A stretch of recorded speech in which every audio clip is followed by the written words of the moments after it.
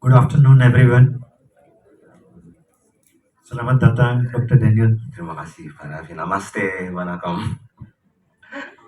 I hope that's right for the greetings. Thank you, Dr. Daniel, for accepting our invitation to be part of our screening of the Indian Film Festival and this film. And we are thankful that you will be sharing your thoughts with us and with the audience here, with your very, experienced knowledge about the Indonesian films, and I personally know that you have a lot of interest in Indian movie. You are one of the first person who sees the Indian movies whenever they come to Medan. So uh, sometimes I get to know about the Indian movies coming to Medan from you rather than I getting know. So you are the most appropriate person here, and I would like to tell my audience here that Consulate is also in discussion with Dr. Daniel to organize Indian Film Festival in Medan also in future. Whenever Dr. Daniel is ready, we are also ready. And Dr. Daniel is also working with the mayor's office to organize a Medan Film Festival in very near future.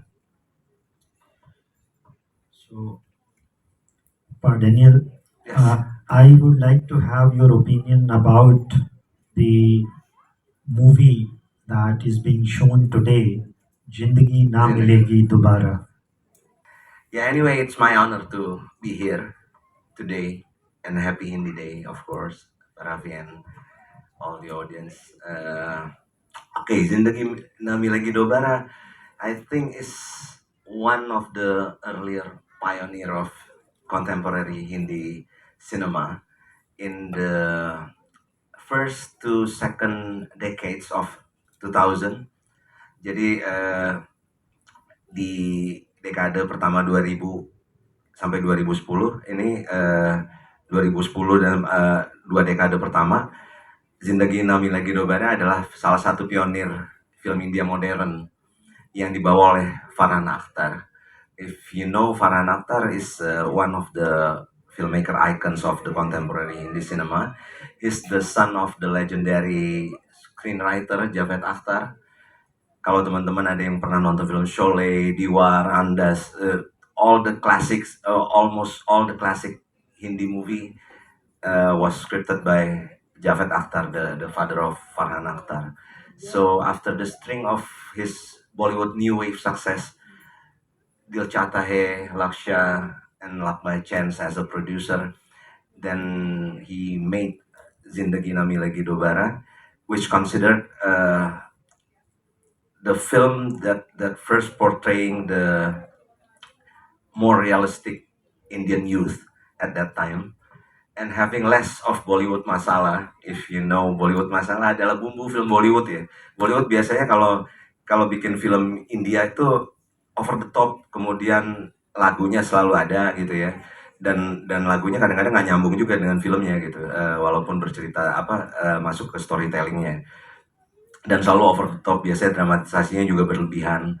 Zindagi Na Milegi Dobara ini gerakan kontemporer Hindi cinema yang membawa they're bringing Hindi cinema to modernize, but bukan berarti menghilangkan commercial value juga ke audience. Jadi bukan berarti filmnya memodernisasi film India tapi jadi kehilangan daya tarik ke penonton. It's still very commercial, it's still very moving, and Zindagi Na Milegi Dobara it's actually a very moving friendship tale, but about how far would one go to find their inner selves.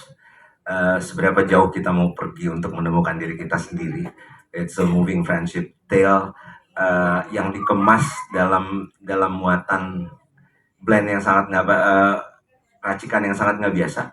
Jadi ada very touching road movie, film road movie, kemudian romance dramedy, bahkan the excitement of extreme action sports. So nggak kalah dengan lihat film Indonesia, walaupun walaupun filmnya film drama, nggak kalah seperti menyaksikan film action karena ada balutan dengan ekstrim sports yang akan kita kita saksikan di dalamnya. Dan uh, with its giant ensemble, ada Rit Roshan, ada Farhan Akhtar, ada Abay Deol dan Katrina Kaif yang teman-teman pasti tahu gitu ya.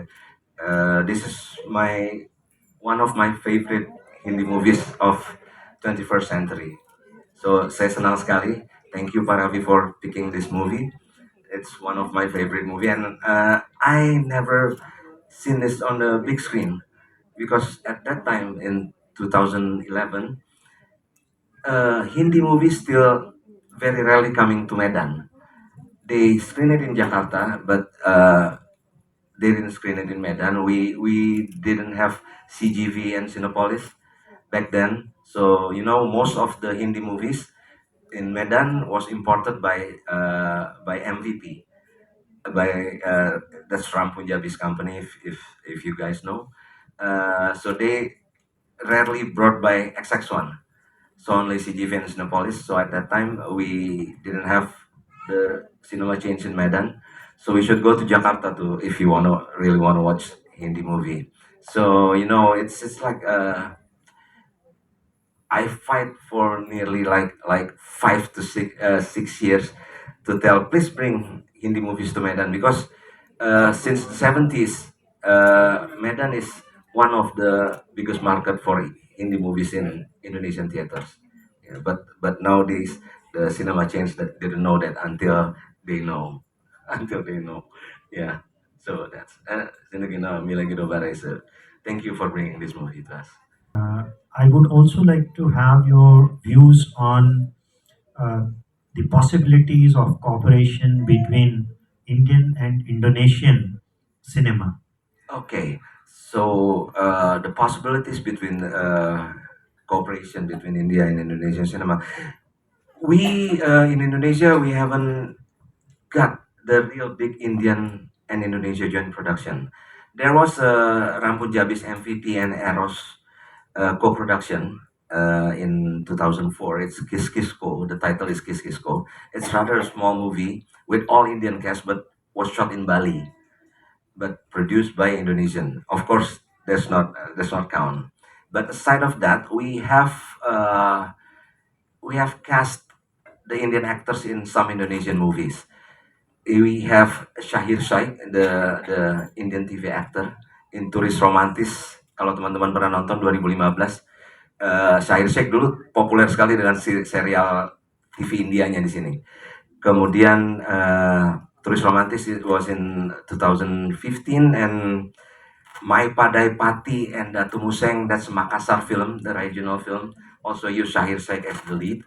Then we have Mumbai-based comedian Sahil Shah in Sabrina. It's a horror movie in 2018, and then Ku Ambil Lagi Hatiku, I'll Take Back My Heart, the English title, in 2019, and My Stupid Boss 2. Is also in 2019, and we even have the cameo of Madhavan in one Indonesia and Malaysian joint production, Tipu Kanan Tipu Kiri. Kalau teman-teman pernah nonton juga tahun 2017. Madhavan is a very famous actor. He was from Tamil, but then playing in. But now we have one of the Indian big, very big production company. It's Applause Entertainment. If you know, kalau teman-teman nonton Netflix sekarang, kalau pernah nonton, if you seen Black Warren series in Netflix, it starred Zahan Kapoor, that's the grandson of Shashi Kapoor. And the next is the Gandhi, the series, which will be premiering on Toronto Film Festival next week. So Applause Entertainment now is joining Indonesian movie production. The first one is the recent Hanya Namamu Dalam Doaku, which stars Vino G. Bastian dan Nirina Zubir. Baru aja tayang di Indonesia belum sampai sebulan yang lalu. And hopefully also in our upcoming horror movies from the Kodrat universe. So applause is joining the Indonesian movie production. I hope this can be the start to a bigger joint venture. Who knows? We can bring like Shah Rukh Khan to play in Indonesian theater, and I know it's quite hard because India has produced like 1,000 film a year. It's from Bollywood, Tollywood, Mollywood, and Hollywood, and other region. But we in Indonesia still seek uh, how to distribute our movies to Indian cinema. I know it's hard, but I hope someday we could screen our Indonesian movie in Indian cinema. With Applause Entertainment now join the production of Indonesian movie. Who knows? They also can make the distribution. Yeah. We wish this grows more, and we may see more collaborations happening between Indian and Indonesian cinemas. I can tell you myself that on Netflix there are a lot of good Indonesian movies. Uh, the drawback is that I have not learned Bahasa, so I can't understand. However, I have seen the plots and the expressions of the actors and actresses. They are remarkable, and the plot is very, very similar to what we used to have in India.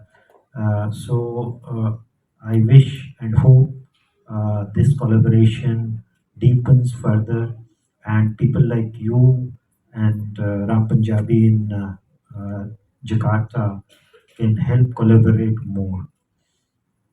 I would also like to, because we are now in North Sumatra, so instead of looking only India and Indonesia, I'm focusing on North Sumatra, and I want to understand that what role North Sumatra can play in promoting international film cooperation. So it's always our goal in North Sumatra to make Medan and North Sumatra with its potential exotic locations. We have so many exotic like locations here, like in Samosir, in Rastagi, that can be used in for film shooting, and geographically strategic point of Medan. We try to make Medan and North Sumatra as a future of cinema hub, movie hub in Southeast Asia and mostly Asian countries. Uh, One of them is through Medan Film Festival, as I told you. Uh, we want to invite more international movies to be screened outside the regular cinema screenings. So I, who serve as the program director in Medan Film Festival, uh, in our first edition in 2022, 2023, we screened Malaysian Tamil big horror hit titled Puchandi. Uh, then last year in 2024, on the second edition of Medan Film Festival, we screened Suci Talati's first debut, Girls Will Be Girls. It's a coming of age tale about that's set in Himalayan foothills, boarding school, about a girl and his mom and her mom.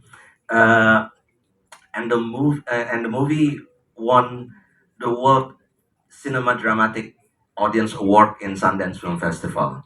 So movies like that wasn't came to regular cinema screenings. So this is what we try to do to bring more movies to Medan Film Festival.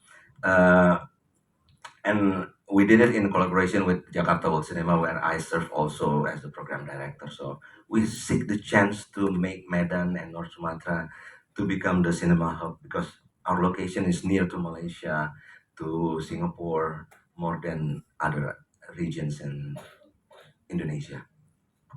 Thank you. Selamat datang, Dr. Wong. Thank you very much for joining us. And we do also have Sultan of Delhi, Paji. He is, may I disclose a secret about Sultan Aji, that his lineage is from India, so he has Indian connection. and the first Sultan of Delhi was from India. So there is a very strong connection between Sultan of Delhi and India also. And as Pa Wong is here, and you have explained that North Sumatra can play an important role in collaboration between Indian and Indonesian cinema. I hope the North Sumatra authorities and Medan authorities will promote some of the destinations in North Sumatra to India, not only for tourism but for some movies also. Lake Toba could be one possibility, but there are many other important places here. Natural beauties are there. So I'm also thankful that you have mentioned about the Medan Film Festival, and Consulate is uh, awaiting more details. And Dr. Daniel, if you have some information about Medan Film Festival upcoming event, and if you can share with our audience also some details about it, and later on we will get in touch with you for us how we can participate in it. Thank you. Yes, hopefully the third edition of Medan Film Festival will, hopefully it will continue to be held in November. The festival will continue to be to have the international scope, and we also have the cooperation in talks with the Medan city government and the mayor. Uh, but of course, we want Paravi and the Consulate of India in Medan to take part not just in the main event but also in the our plan to do the kick-off event named Medan Indian Film Week. Uh, this maybe it will be planning on near October on next month. I'm sorry to for the delay. To embrace our beloved city Medans as one of the biggest market for Indian movies and Indonesian theaters.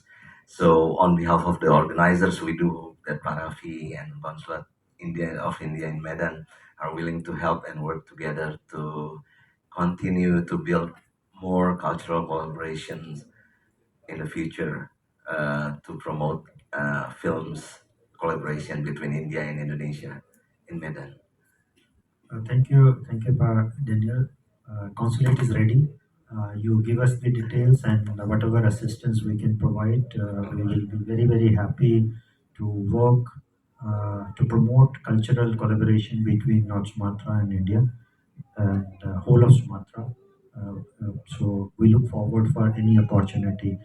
Uh, I also thank you on behalf of Consulate and on my behalf for taking your time out and sharing your insightful knowledge about Indonesian cinema and Indian cinema. Thank you, Padanil. Thank you, Thank you very Parafi. much. Thank you very much.